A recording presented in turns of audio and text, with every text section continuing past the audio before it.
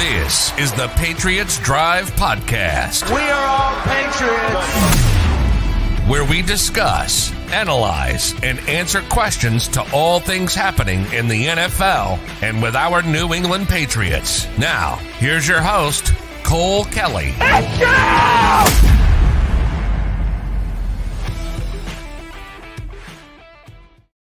go! What is going on, Patriots Nation? Not Cole today. It's just Jace. Sorry for the disappointment. I know you're used to me and Cole. Cole is out. He has family obligations. We tried to do this stuff early in the week after Christmas. I hope you guys all had a good Christmas. But tonight it's just me, and we're going to start off a little bit. We'll get into the draft talk. We'll let some people trickle in. Let's just get into some of the notes for the Dolphins game. I think that kind of the Bengals one is behind us. Good fight by the team.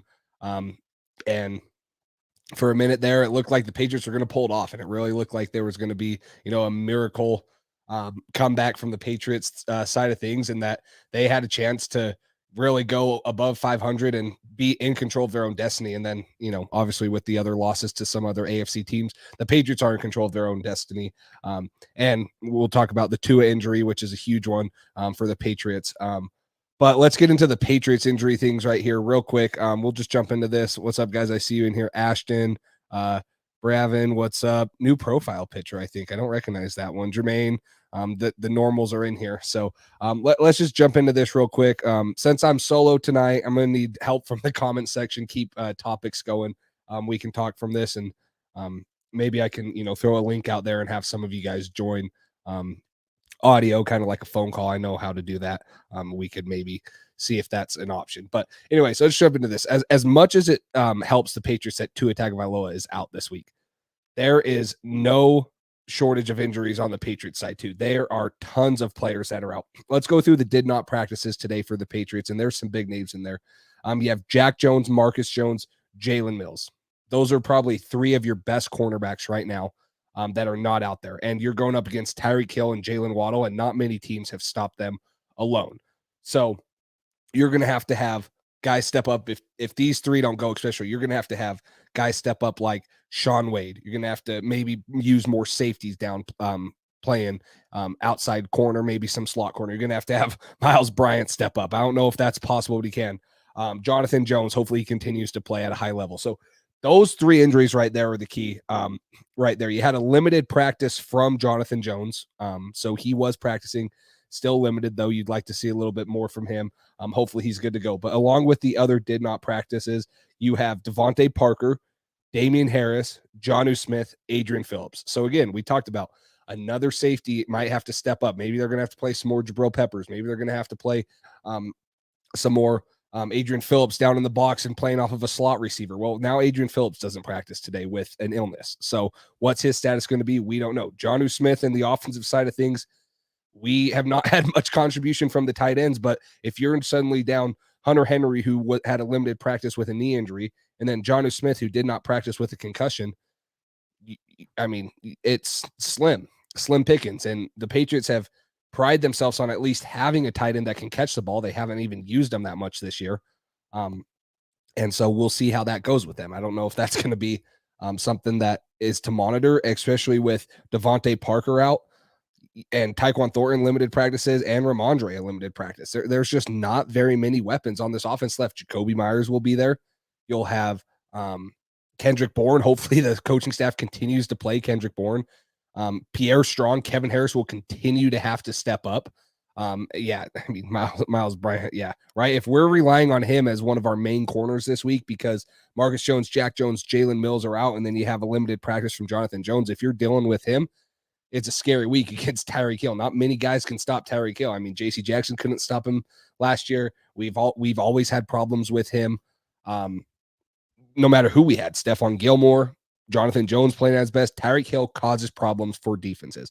So he will be a problem, and we're already low corners. And we saw what the Bengals offense did to us last week against the corners that weren't out there. Jack Jones wasn't out there. Jalen Mills wasn't out there. And the defense could not stop him. That was one of the few times in the first half, that was one of the few times that I have not seen the Patriots defense look any sort like they could stop anything. They couldn't stop a soul.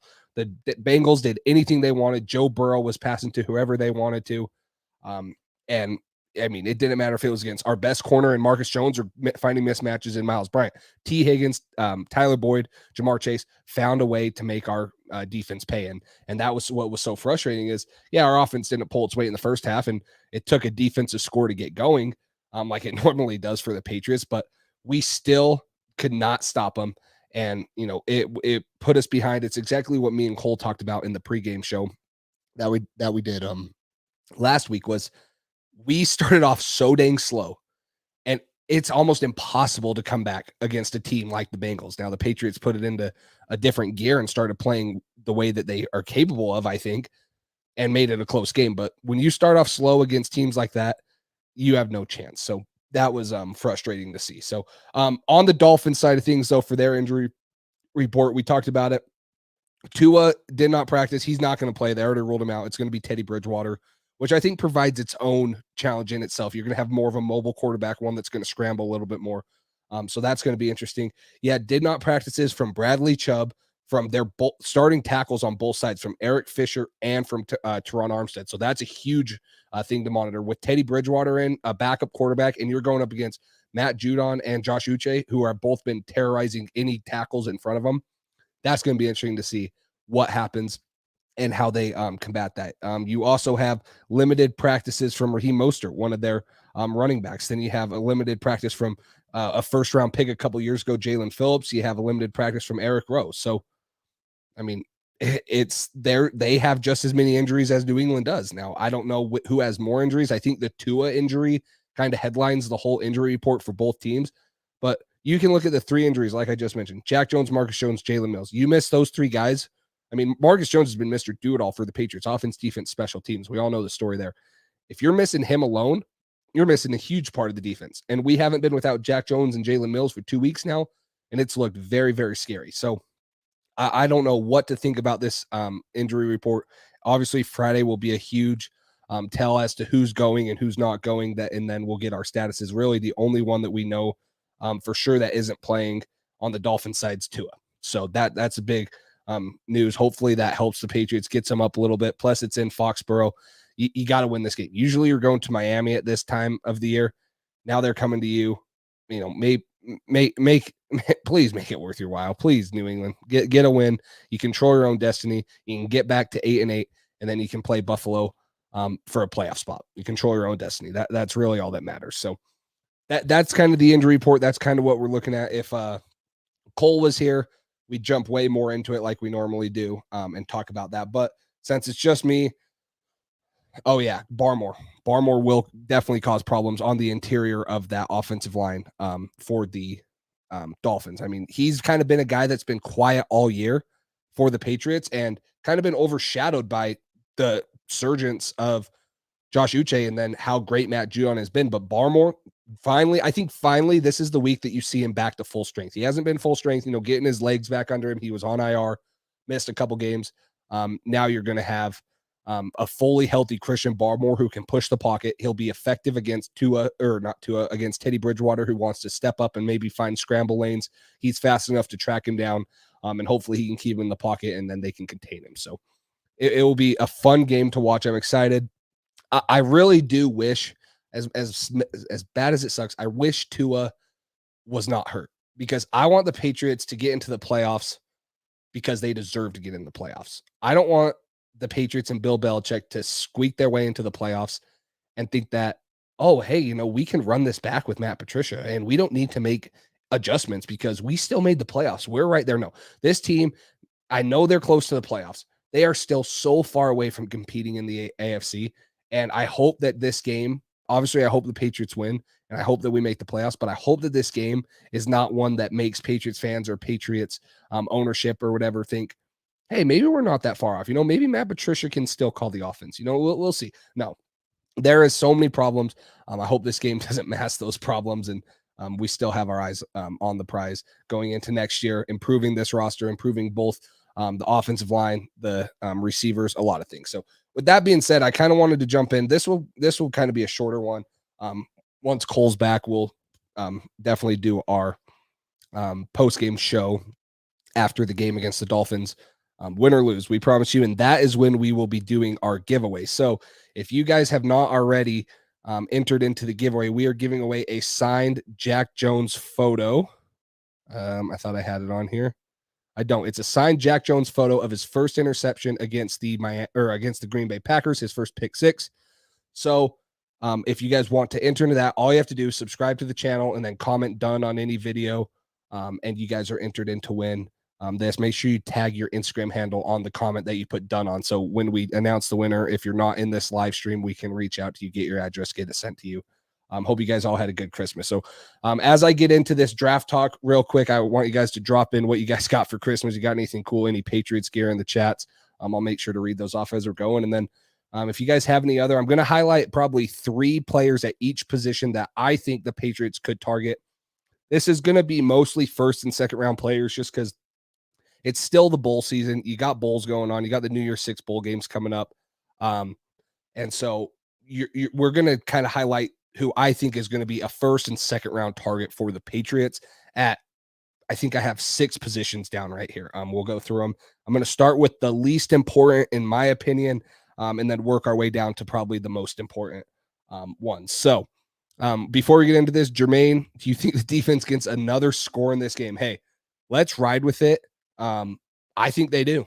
And as it's been, the Patriots have to have a defensive score to, either get motivated to play on offense or to stay in the game. And they seem to get it more often than not. So let's go with the Patriots getting a defensive score again.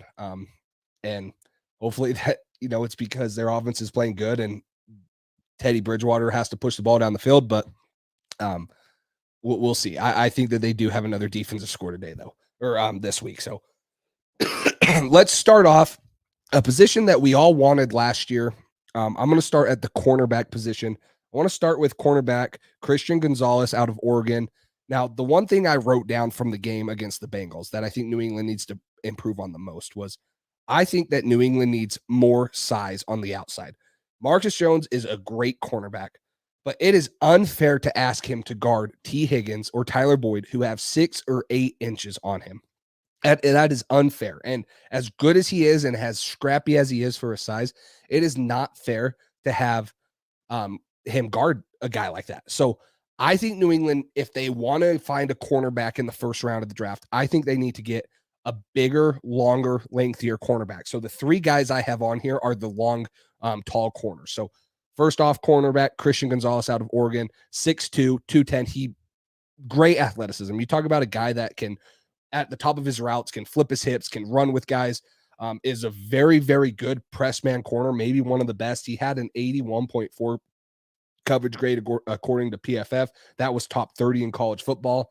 He allowed a 57% completion percentage in his career, 4 interceptions and 7 PBUs this year against an Oregon team who surprised a lot. Dan Lanning comes in from Georgia, surprises a lot of people in the Pac-12, and they're able to almost get to a Rose Bowl game. They played a great game last night against North Carolina in San Diego, played a good game there.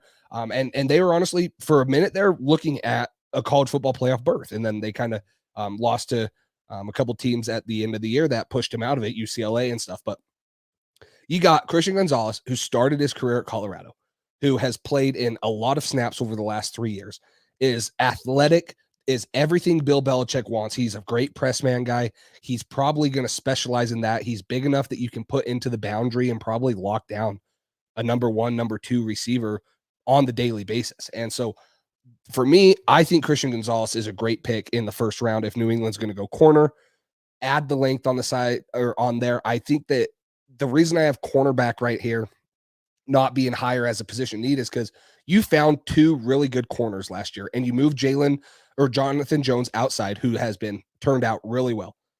The only reason I think they would even look at a cornerback in the first round is if they feel like they really, really need to address the length and the height that they lack at the outside corner position. So Christian Gonzalez, number 1.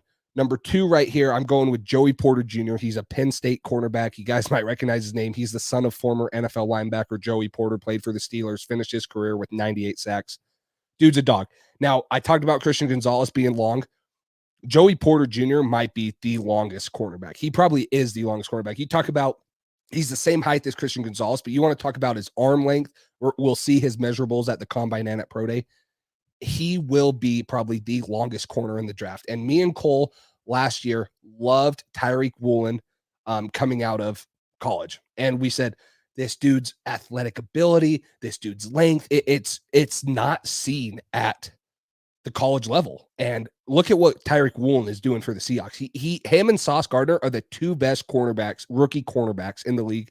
And they might be a top 20, top 15 cornerback right now with the way they're playing. So you talk about adding a guy that has that length on the outside.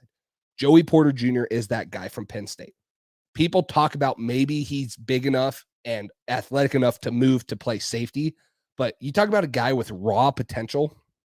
I want Joey Porter on my team. Joey Porter he's from an NFL pedigree family. You know, he's coming from his dad, who knows and is one of the best Steelers of all time on defense. He's long, he's physical.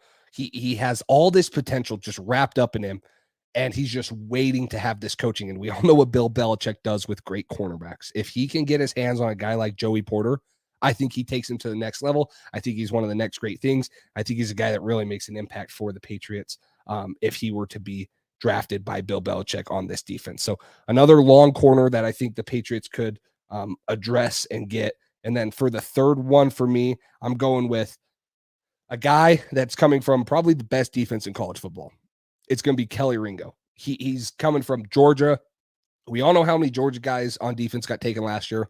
Pretty much all of them are panning out in the NFL. If they haven't, they've at least shown potential. So you're talking about Kelly Ringo, who's another 6'2", 205-pound corner. He's going to come in. He was an all freshman, or he was an all SEC freshman. Big, long, one of the most explosive athletes at his position.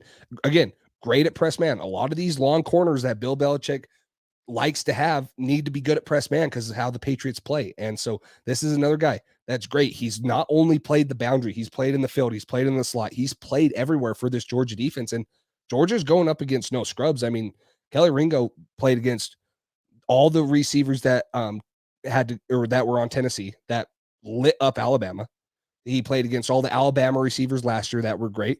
He's been in the SEC for 3 years now, and he is a great cornerback that has played for a great defense, probably the most elite defense in in college football for the last 3 or 4 years. So you want to talk about a guy that is going to come in and probably be an immediate impact dude. It's going to be Kelly Ringo. He's used to playing at it. We'll see how he does in the college football playoff. Obviously, he's going to have a huge test going against Ohio State's wide receivers. Those guys will be a huge test for him, and we'll see how he does against them. And I personally think he's going to do great, and I think he's going to run well enough in the combine. I think he's going to do good enough to be able to, catch scouts' eyes and say, hey, this guy can play outside corner for a lot of teams, and he's going to be a dude that is an immediate impact guy for players. So I threw in a couple honorable mention guys here. Actually, it's just one. Probably my favorite corner in this draft. He's still 6 foot. So he's not, 5'10", 5'9", 5'8", like we saw Jack Jones, Marcus Jones be. So he still has some height in him. I'm going to go with Cam Smith right here out of South Carolina, 6 foot, 190 pound right here. Super competitive, super physical guy, and probably the twitchiest in the class. So we talk about twitchiest, just how his foot quickness, lateral speed, how he stays in front of receivers trying to get off the ball. I love Cam Smith. I think he's very, very good on the outside. Now, not the length that we'd like to see. I'd like to see New England have a guy, and Sean Wade has this length and size. He just hasn't turned out to be a great cornerback yet.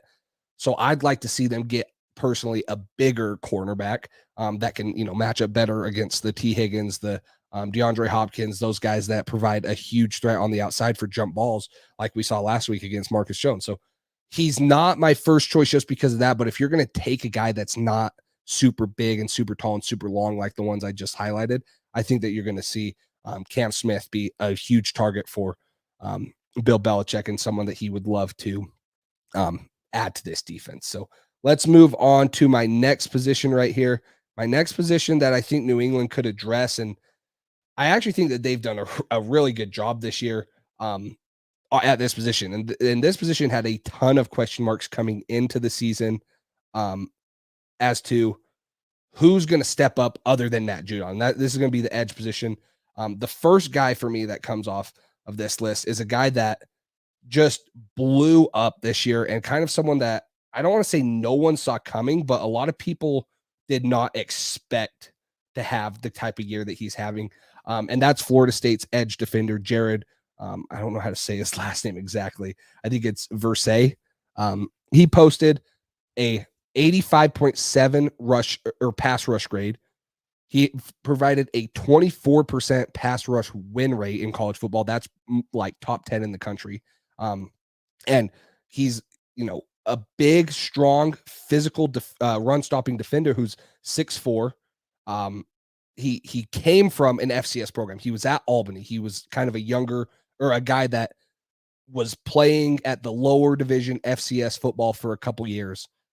And now he made the jump to Florida State, and he's been great. He was fantastic, and he probably propelled himself to a top 20 pick.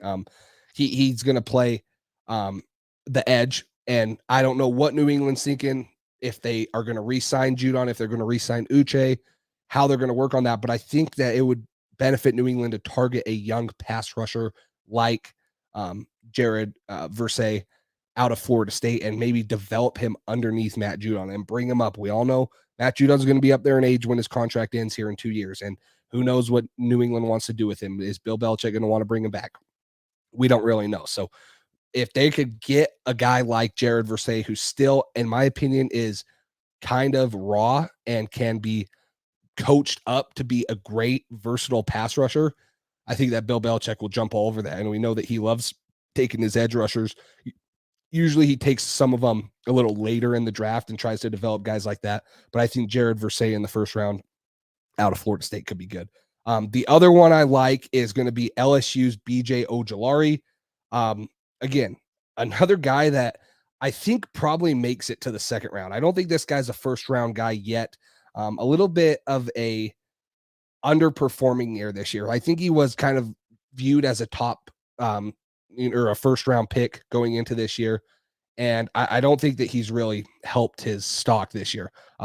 LSU's been up and down too. They beat Alabama. They have a couple great games.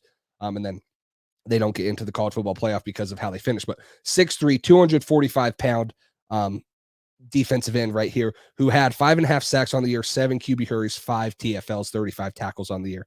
And you talk about a guy that maybe is similar to Josh Uche, where he is going to be a raw pass rusher, and he's kind of been pretty bad stopping the run. And that's what worries me about him is I don't know if Bill's going to want to take a guy like this in the second round, because we've all known the problems before this year with Josh Uche staying on the field and kind of the developmental piece he's been on this defensive line. And it's not just been, hey, you're so good at rushing the passer, we're going to have to put you in. It's Josh Uche had to earn that. And he was almost like, it was to the point where his pass rush was so good, but his run defense was so bad that he almost became unplayable because teams would almost just run the ball at him whenever they saw him. He couldn't hold his gap. So that's my thought about Ojulari. He was a part of a ton of different defensive coordinators while he was at LSU with the coaching change of Ed Ogeron, and then going to Brian Kelly now, and stuff like that. But he has a humongous, actually, this was interesting. I heard someone yesterday compare him to Ronnie Perkins, who Patriots fans should know very well. His dip at the top of pass rush, his ability to get underneath the offensive tackle is incredible. I honestly don't even know how he does it. And Ronnie Perkins is still a very raw guy, but this is just exactly how BJ Ojulari is. You talk about the raw intangibles, a guy that can get to the quarterback. He's proven to get to the quarterback, and he can bend at the top of it. He's explosive. He can get around him with speed. He can bull rush with power. BJ Ojulari is definitely that guy, and is someone that I think definitely Bill Belichick's looking at. But the guy that I think is on Bill Belichick's radar more than anyone currently is, I got to find him on my sheet right now. Maybe they have him listed as an interior defensive lineman on this page. Is actually going through kind of a crazy thing. You guys might have heard about it. Bill Belichick came from Navy. His dad came from Navy. This guy's coming from Army. We all know his ties with the military university. So Andre Carter, a 6'7", 260-pound defensive lineman who really can do it all. You talk about a guy that does it all, and some people are going to be worried about what he does or what he has done and the kind of level of competition he's been at being at a military institution and just not really playing those great top level schools. But I have no problem with it. You look at the size alone, 6'7", 260. This is a dude that honestly is scary. How he's that big and does the things he does in the pass rush game is honestly incredible. Again, a 21% pass rush win percentage. He had a 80.8% or 80.8 pass rush grade in college football this year. And all the controversy, if you guys don't know, is that the Army was trying to pass a bill. Well, Congress was that players now had to finish their 4 years in the Army before they could enter the NFL draft. And his obviously wouldn't have been done. So they weren't going to allow him to go into the draft this year. Well, I think that it got figured out. From what I heard, it got figured out. He's going to be in the draft. I would not be surprised if this is a guy that Bill Belichick targets to be a next great kind of Dietrich Wise type of player for the New England Patriots that can play inside with his size, his length, his physicality, but can also get to the passer probably 6, 7, 8 times a year and create some havoc. You're talking about tip balls with his length and his size, pressure through the middle of the pocket. With him and Barmore and then Uche and Matt Judon on the outside is kind of a scary thought because he does have the twitch and the ability to rush the passer from the inside and probably be a mismatch for most interior offensive linemen. So that will be another interesting thing to see how New England targets that position right there. So moving on, one that I still have it on here because I don't think New England has filled this position, but it's something that needs to be talked about. It's a linebacker position. And Mac Wilson, Raekwon McMillan are going to be free agents at the end of this year. What does New England do with them? Does Bill bring them back? I don't know. They didn't get a young linebacker last year. Now, you can argue, oh, Cam McGrone, well, he's off our practice squad now. He is signed with the Colts. So what's he going to do next year? So the three guys I have up here, Trenton Simpson from Clemson, 6'3", 230. Drew Sanders from Arkansas, 6'5", 232. Jack Campbell from Iowa, 6'5", 245. And then honorable mention, Noah Sewell, 6'2", 253. I'm going to start with the honorable mention because I think a lot of people were high on Noah Sewell going into this year. He had a great season last year for Oregon. This year, a little bit underwhelming. He looked like he was too big to move, and he still moved well for his size. For being a 255-pound linebacker, he moves a lot better than most people would think he does. But from where he was last year, in my opinion, and what he was doing for the University of Oregon, I think he took a step back. And it's just been kind of something that I've been monitoring. And if this is something that New England's going to target, I think that maybe he's going to be more of a second-round guy for the Patriots. And Noah Sewell can come in. He's going to be big enough at that 6'2", 255-pound. He's going to be big enough for Bill Belichick. Bill Belichick's going to like him, his size alone, and it's going to be something that entices him. The guys that I like a little bit more, I mentioned it, Trenton Simpson from Clemson. He's longer. He's 6'3", 230, so he's not quite as long as Drew Sanders from Arkansas that I'm going to talk about next. And then Jack Campbell out of Iowa, who's 6'5". But Trent Simpson's probably the twitchiest linebacker out of them all. You talk about a guy that can play sideline to sideline. He can cover the slot. He was kind of used like Isaiah Simmons was. I'm not going to say he was as good as Isaiah Simmons was at Clemson when he was there a couple years ago, but he was used in that type of role. He only allowed 16 catches for 123 yards in his 26 targets in coverage, and that's coming out of a slot against most of the time tight ends receivers. So you want this guy to guard running backs? Check. He can do that. You want this guy to get to the passer? Check. He can do that. He can blitz. He can, play in coverage. He can do a lot of those things. And Clemson kind of had a down year this year, but this has been a guy that's been on my radar for quite a while for Bill Belichick to add. And I think this is another guy that New England will entice. The linebacker that I like the most, though, and someone that just really, really, really intrigues me, and this would have to be a first-round guy. Maybe he's a second-round guy, but this is a guy that transferred from Alabama. He was an on-ball backer at Alabama, 6'5", 232. And you talk about a guy that is probably the best pass rusher as a linebacker because he played on ball at the University of Alabama. He has those pass rushing skills. Drew Sanders out of Arkansas is I think he's going to be a different type of linebacker. He's going to be able to go up and show as he's blitzing. He's going to be able to come off the edge. He's going to be able to cover. He still possessed a 75 coverage grade in coverage, and he had 1 interception. So he's good enough to play in pass coverage. He's big enough and long enough to play off the edge. He's a very versatile linebacker, and someone that for me would honestly, I'd be stoked. I kind of look at him as kind of the Devin Lloyd of this group. Is he does almost everything you want at a really, really, really high clip, and he doesn't make many mistakes. He's going to do a lot of things good. He's not going to do one thing super great, but he's probably the most well-rounded linebacker out of the group. So last one right here, Jack Campbell out of Iowa. Iowa in the Big Ten, just used to stopping the run. 84.2 run defense grade, a 92.3, which is one of the highest run or coverage grades in the bunch. So this guy has not just been known for stopping the run at Iowa. He's been versatile enough to play in coverage against tight ends, against running backs, and put up a good number. He played he had 41 coverage snaps. He had 2 interceptions, and was very productive, like I mentioned, at that 92.9 run grade. So I think this is again a position that if I'm Bill Belichick, I'm looking at improving the offense through the draft, getting young players on the offense to line up with Mac Jones' timeline. The defense has been good enough this year to win games if the offense could pull his weight. So that's why I kind of highlighted the defensive positions first. Still something that I know Bill Belichick wants to look at defense. He's going to want to take defenders, and he's going to want to have them be part of his defense, because that's what he's always taken and drafted. So those are the defensive positions. I'm going to now move to 3 offensive positions, starting off with kind of an interesting one that I don't think a lot of people think of, and it's not in a bad way, but everyone's like, hey, let's get Mac Jones a pass catcher. Let's go get him a receiver, this and that.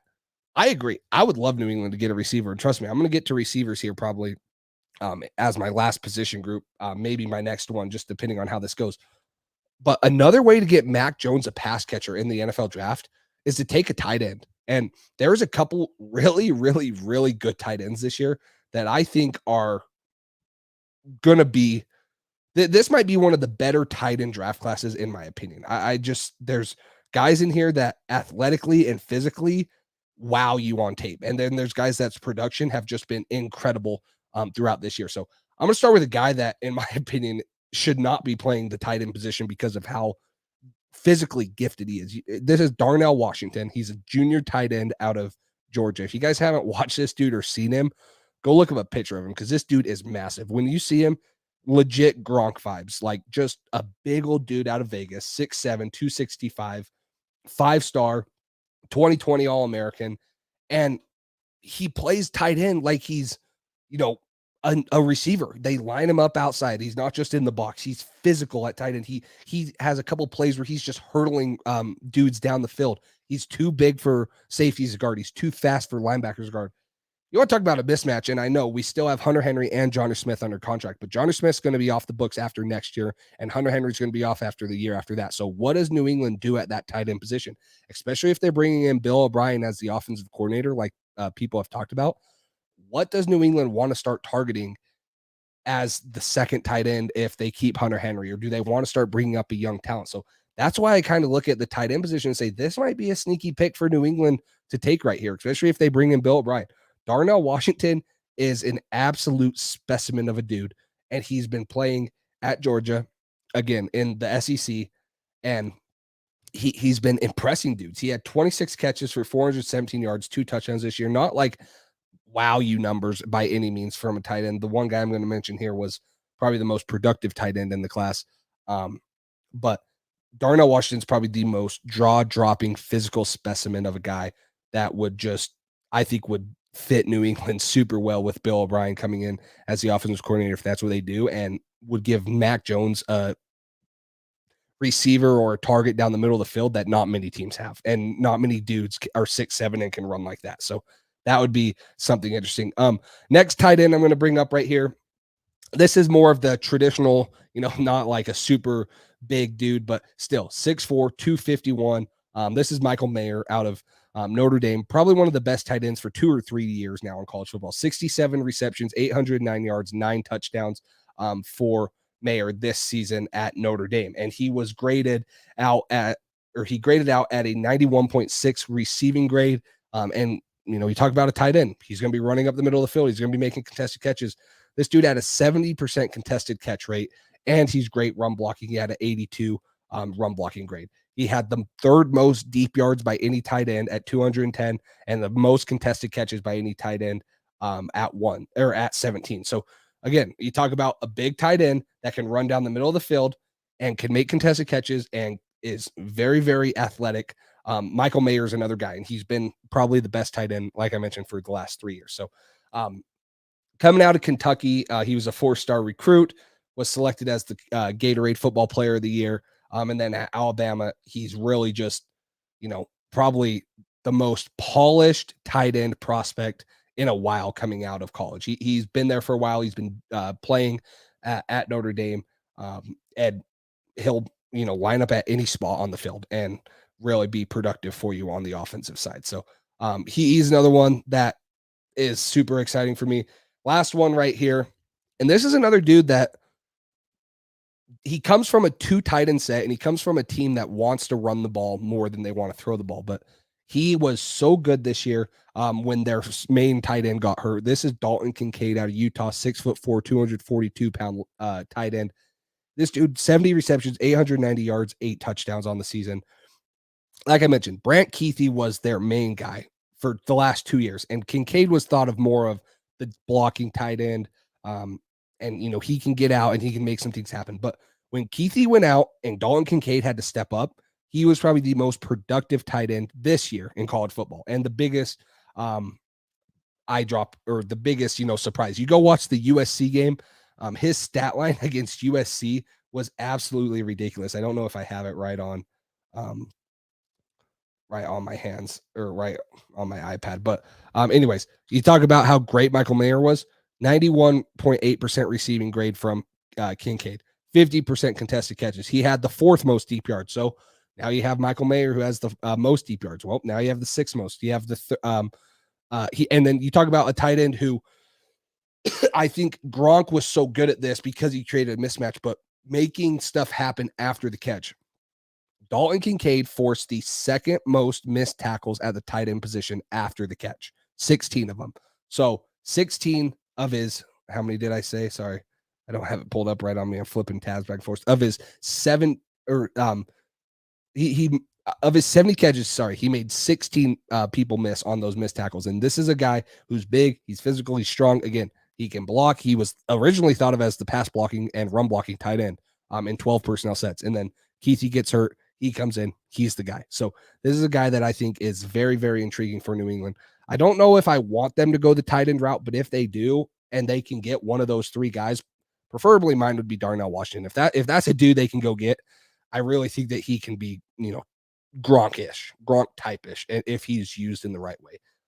That would be someone I'd be intrigued about. So let's move on to a position that a lot of us are talking about as of right now, and how the Patriots are going to address it. Let's move on to the wide receiver position. And then I'll end with maybe one of the most important ones. I think that this is 1A or 1B, and the offensive line's, the opposite, because they're both a huge need. But moving on to the receiver position, the one guy that I would love New England to get, I just don't think is realistic with the teams that are going to be in front of New England drafting and where New England's going to be, is going to be Quentin Johnson. I don't think that New England's going to have a shot at him. He's presumably the number 1 receiver in this class, 6'4", 212-pound receiver coming out of TCU. He's been great with Max Duggan. I won't spend much time on him because I just don't think that it's realistic, but he's been a guy that I think would be a dream come true for New England, a true big receiver that can make guys miss and run down the field, make contested catches, catch a deep ball. But the first one I want to kind of mention right here is going to be Jordan Addison out of USC. He was the Blendikoff winner from 2 seasons ago when he was at Pitt. Then he goes and joins Caleb Williams and Lincoln Riley at USC. A lot of people were kind of, he should have stayed at Pitt, no loyalty. Well, he went and had a great year for USC, who almost made the college football playoff. He puts up, again, flipping tabs here, sorry. Puts up 59 catches, 875 yards, 8 touchdowns. This is probably the most polished route runner in the class. You talk about a guy that can run routes at any, part of the field, intermediate, short, deep. This is a guy that does it. He tracks the ball very, very well. Super great. Well, not super great speed, but super great route running. I think he would come in and be the next Jacoby Myers, just a way better version than Jacoby Myers. A dude that produced in college, a guy that's not under the radar, and a guy that New England would really, really utilize. And they've used a player like Jordan Addison in their offense for years with Edelman, Welker, Jacoby Myers. I think that this would be Jordan Addison, but he'd just be better than all those guys coming out of college, and he'd be a guy that could really excel for the Patriots right away. So Jordan Addison's the first receiver that I have on my board for the Patriots that I think is realistic. The second one is a guy that did not play a lot this year, and it was kind of disappointing because everyone wanted to see what he did. He only played in 3 games this year, which was very, very, very disappointing because how he ended off last season at the Rose Bowl for Ohio State left people thinking this guy could have the best year of any college football wide receiver. That's Jackson Smith-Njigba right here. Again, go watch the Rose Bowl game from last year against the University of Utah where he just burst on the scene. Now, that's after Chris Olave, Garrett Wilson opted out of the bowl games, and teams are like, I don't know, man. They just don't have those receivers. And what does Jackson Smith-Njigba do? He goes off for over 300 yards, over 4 touchdowns, just an absolutely incredible game by him. And it's sad that he did not get to play as much for Ohio State this year as people wanted to see him because he would have been super fun. But this maybe makes it interesting for New England because if he does go out and play, he might be a top 10 pick next year. Now, I think there's some concerns around him. He didn't play that much. What's his health? How's he going to test? What's his game-like shape? So this is going to be interesting for New England does Jackson Smith-Njigba fall? Because I think before this season, he would have never fallen to where the Patriots are currently sitting at right now in the 15 to 20 range. So now, is he going to be able to? Probably. He's a very good route runner, body control. You talk about a guy, yards after the catch. Jackson Smith-Njigba is him. He's a guy that can make guys miss. He's a guy that can take the ball to the house on any given play.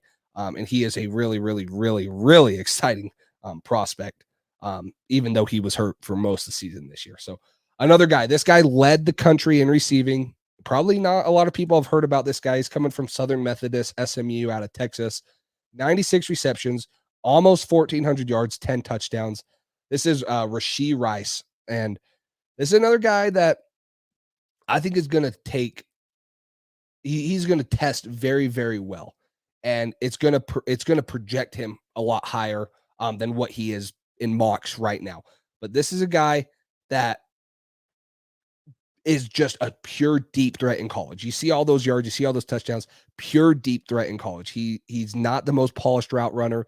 That's going to be a cause for concerns. That's probably not going to get him drafted as high as if he was, running routes like Jordan Addison, Jackson Smith-Njigba. But this is a guy that can blow the top off a defense. Now, he's going to probably be a lot similar to Tyquan Thornton. Tyquan Thornton can blow the top off a defense. We all know with that speed. So does New England want to target another guy like that? I don't know. And what's Tyquan Thornton even doing? New England didn't even use him like they should have, or like he's designed to be used at all this year. So does New England even want to take a guy like this, or do they want to take a guy more like Jackson Smith-Njigba, another guy like Jordan Addison that can run every route and can be available all over the field and is polished and can be open for Mac Jones right away? That's what I think they target more. But you talk about Rashee Rice, who is just an absolute incredible prospect, and a guy that really no one saw coming this year, leading the country in receiving. Very, very interesting. So moving on, final position right here. I see it right here. Ashton talked about it. I don't know if Ashton's still in here. I want Paris Johnson in the draft. Paris Johnson Jr., he's referring to, out of Ohio State.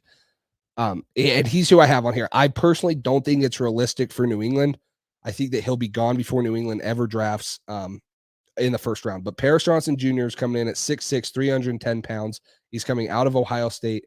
And this is a guy who played a lot of snaps at guard, and then now he's playing at left tackle, and they have a great right tackle too. Their tackle duos are very, very good this year at Ohio State, along with, their great receivers and the quarterback. But Paris Johnson Jr., 81 run block grade, and then an 80 pass block grade. And the one thing about him is he's been great in both in both zone and gap schemes. He possessed an above average grade. He possessed a 70 zone blocking grade and a 75 gap blocking grade. So this is a guy that can do it all. We all know New England wanted to go to that wide zone scheme. The Shanahan style offense didn't really happen. They never transitioned to that. So you bring in a guy that has experience doing both. He's played a lot of snaps at both guard and tackle. And this is a guy that could be the cornerstone left tackle for the New England Patriots and protect Mac Jones and give him a lot more protection than we've seen, our guys currently give this year. So that's one guy for the offensive tackle position. The next guy I have right here is, personally, I think he was the most productive tackle in college football this year. Peter Skoronski, Northwestern, this year out of the Big Ten. He had a 93 pass blocking grade and then an 80 zone run blocking grade. So if New England wants to go to that zone blocking scheme, there you go. This is a guy that does it. He played all of his snaps at left tackle for the last 3 years. So he would be a cornerstone left tackle for Mac Jones and the New England Patriots. So this is a guy comes in. He's only allowed 5 sacks in his career, only 1 this year. He actually, and it's crazy, he actually only allowed 6 total pressures in his 871 snaps this season. So again, a super, super productive guy who's going up against big time pass rushers in the Big Ten, and went up against guys like Aiden Hutchinson last year against Michigan. So he's another tackle that I could see New England targeting. So last one is another very, very intriguing guy out of Georgia, and we'll get to see him in the bowl games again coming up in the college football playoffs. But this is Broderick Jones. He's going to come in at 6'4", 310 pounds, played 802 snaps at left tackle this year, played very little at right tackle in his first season in 2020 at Georgia. But he comes in, possesses a 83 pass blocking grade, 76 zone blocking grade, 73 run blocking grade. Again, there's no shy of talent in the SEC, and he's going up against the best. He was one of the most productive guys too, along with Skoronski. And this was this first year as starting left tackle for Georgia, and he did not disappoint. He allowed no sacks, no hits, and only 4 hurries on his 233 pass blocking snaps. So he was a top recruit coming out of college. He's been kind of the guy that New England has always, or not New England, that college football and guys have always had their eye on. And they're like, hey, this guy's going to be, a real problem come a couple years. And he's going to be someone that is going to be a first-round draft pick. I think he is. So I threw in a couple honorable mentions here just because I think this is a super important position for New England to hit on, whether it's in the first or second round. And these guys right here might be late first-round guys, maybe early second-round guys for New England. And then I'll wrap this up here. But the first one that I have right here, honorable mentions out of BYU, Blake Freeland. He was the second highest graded tackle this year. He's actually tied for the second highest ranked tackle because the next guy's tied with him at a 90.9 PFF grade. He stands at 6'8", 305 pounds. This guy was a high school quarterback. They bring him into BYU. He puts on a ton of weight. He starts playing left tackle for him, played 860 snaps at left tackle this year, 875 last year, and BYU has had one of the best offensive lines from top to bottom in the last 2 years in college football. Maybe not the best, but a very good one. He has a 87.4% run blocking grade, a 90.7 pass blocking grade, and a straight up 90 zone run blocking grade. So this is a guy, again, no sacks this year, 3 hits, 4 hurries. He only allowed 7 pressures, no sacks for BYU. And he's a behemoth of a guy on the outside, 6'8". He's a guy that can move well, moves his feet. He's going to be hard to get around for anyone just because of his size alone. So, and then the last one right here is going to be Cody Mock, another FCS guy, kind of like Cole Strange. That I for some reason I feel like Bill Belichick is going to love this guy. He's 6'6", 303 pounds. He's for North Dakota State. If you guys want to watch him play, North Dakota State will play January 8th in the FCS championship.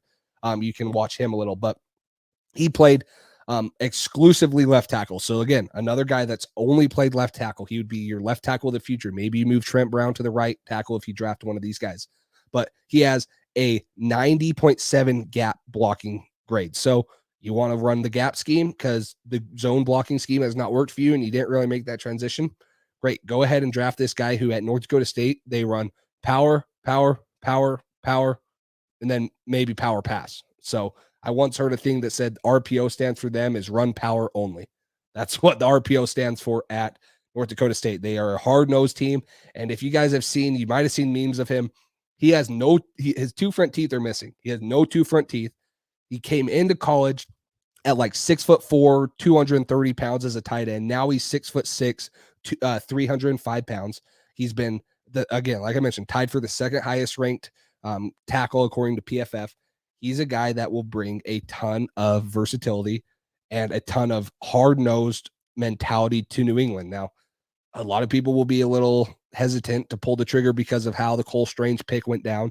But I think if you can get Cody Mock in the second round as a left tackle for New England, especially with Trent Brown's contract being only one more year and then Isaiah Wynn most likely not coming back, is something you got to look at doing if you're in New England and you're Bill Belichick. So those are a couple guys that I kind of had outlined for New England drafting at any position. I went over cornerback, linebacker, edge defenders, and then offensive line, mostly offensive tackles, receivers, and then kind of a surprise position at tight end. So if you guys have any comments or questions about guys, we'll be getting into draft talk here soon. We'll be going more into depth once Cole gets back into mock drafts and stuff like that. We still have 2 weeks left of the regular season. Then hopefully New England is in the playoffs so we can see, one more week, maybe 2 more weeks if New England can somehow pull off a win. So thank you guys so much for watching. Make sure you guys like and subscribe, comment on the video. I'm excited for the draft talk. I know that Cole will be once he gets back, and I hope some of you guys are too, and that it will, be, I don't want to say a better draft than last year, but a little bit more original draft than what New England was last year. So thank you guys again for watching. Hope you guys have a good week. Go Patriots this week. Make sure you tune into our live stream post-game show of the Patriots Dolphins, and hopefully we're celebrating a win. Thanks for listening to this edition of the Patriots Drive podcast. Follow us on social media to stay up to date with all things New England Patriots. Make sure you tune in to the next episode and check out patriotsdrive.com for more great content. We're on to Cincinnati.